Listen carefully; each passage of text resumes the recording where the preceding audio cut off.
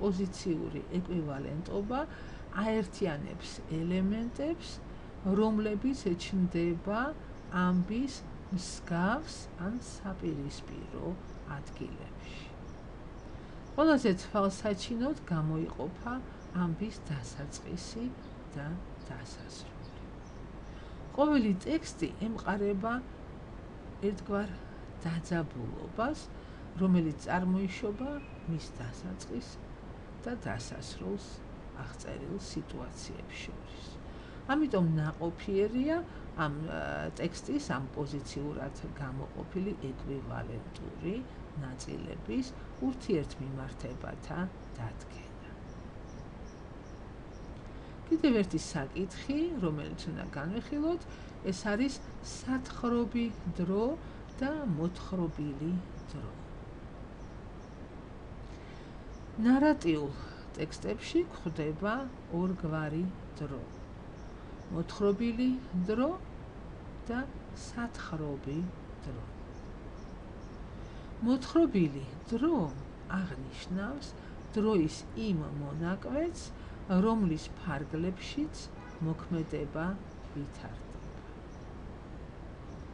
სათხრობი დრო აღნიშნავს დროის იმ მონაკვეთს, რომლის ფარგლებშიც თხრობა ხორციელდება.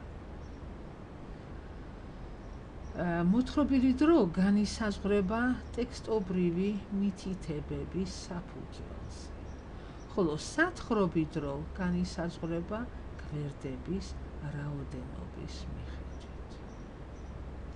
მოთხრობილი და სათხრობი დროის ურთიერთმიმართების გასაანალიზებლად ნარატოლოგიაში იხმარება სამი კატეგორია: თანმიმდევრობა, ხანგრძლივობა და სიხშირე.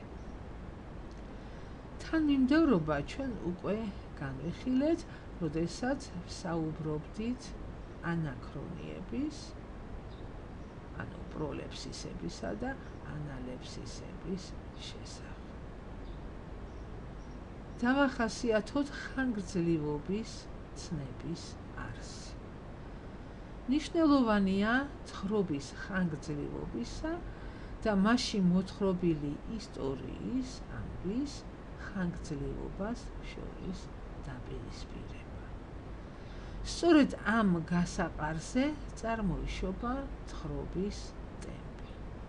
ეს ტემპი კი განისაზღვრება დროით ხანგრძლივობასა, ანუ ამბის ხანგრძლივობას, რომელიც წამებში, საათებში და ასე შემდეგ იზომება და მეორე მხრივ სივრცით მანძილს, ანუ ტექსტის სიდიდეს, რომელიც სტრიქონებითა და გვერდებით იზომება, აი ამ ორ სიდიდეს შორის ურთიერთმიმართებით. ანუ ერთი მხრივ არის დროითი ხანგრძლივობა და მეორე მხრივ სივრცითი მანძილი. შესაბამისად, იზოქრონული, ანუ თანადროული თხრობა გამოვა თხრობა თანაბარი ტემპით, სადაც არც აჩქარება და არც შენელება. და სადაც ურთიერთმიმართება ერთი მხრივ ისტორიის ხანგრძლივობას და მეორე მხრივ თხრობის სიგრძეს მანძილს შორის ყოველთვის უცვლელი რჩება. რეალურად ასეთი თხრობა არ არსებობს, ის მხოლოდ ლაბორატორიული ექსპერიმენტის სახით შეიძლება წარმოვიდგინოთ, რადგან ძნელია დაშვება ისეთი თხრობის არსებობისა, რომელიც ტემპის არავითარ ვარიაციებს არ დაუშვებდა. თხრობას შეუძლია გაძლოს ანაქრონიების გარეშე, მაგრამ რიტმის ეფექტების, ანუ განვრცობებისა და შეკუმშვების გარეშე ის ვერ გაძლებს. თხრობითი ტემპების შკალა რომ წარმოვიდგინოთ, ყველაზე სწრაფი ტემპი იქნება ელიფსისი, როდესაც წლების მანძილზე მომხდარი მოვლენების აღწერის ნაცვლად თხრობელი ორი სიტყვით უკმაყოფილდება. მაგალითად, გავიდა წლები, ან გამოხდა ხანი და სხვა.